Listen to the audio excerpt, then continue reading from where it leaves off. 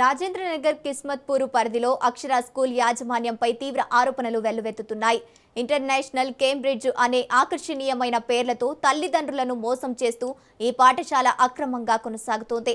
కేవలం 8వ తరగతి వరకు మాత్రమే అనుమతి ఉన్నప్పటికీ దర్జాగా 10వ తరగతి వరకు తరగతులు నిర్వహిస్తూ నిబంధనలకు తుంగలో తొక్కింది.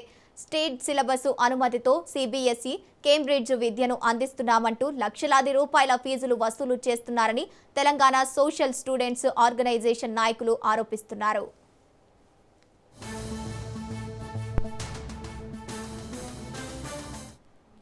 ఈ వ్యవహారంపై జిల్లా కలెక్టర్కు ఫిర్యాదు అందడంతో విద్యాశాఖ అధికారులు స్పందించి స్కూల్కు రోజుకు 10,000 చొప్పున జరిమానా విధించారు.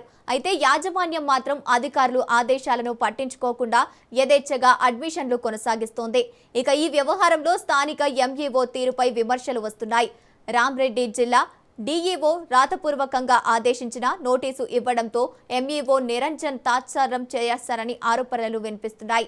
దీనిపై ఎంఈఓ వివరణ కోరగా తనకు ఏమీ తెలియదని, అంతా డీఈఓ ఆదేశాల మేరకే జరుగుతోందని సమాధానమిచ్చారు.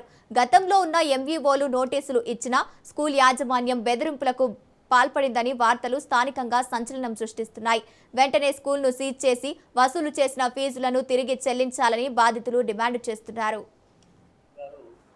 విద్యార్థి సంఘాలు చెప్పినటువంటి ఈ ఇంటర్నేషనల్ బోర్డు, అలాగే సిబిఎస్ఈ కేంబ్రిడ్జ్ అనే బోర్డు, అలాగే పాఠశాల సిబిఎస్ఈని రన్ స్టేట్ గవర్నమెంట్ పర్మిషన్ తీసుకొని సిబిఎస్ఈ రన్ చేస్తున్నట్టుగా సమాచారం ఉంది. మీరు దాన్ని పరిశీలించి దాన్ని ఒకవేళ వాళ్ళు ఇది నిజమైతే ప్రతిరోజు 10,000 ఫైన్ను వేయాల్సిందిగా సారు ఆదేశాలు. ఆ సారు యొక్క ఆదేశాలను ఆధారంగా చేసుకొని నేను ఆ పాఠశాలకు ప్రతిరోజు ఒక 3 రోజులలో మాకు వివరణ కోరినాం.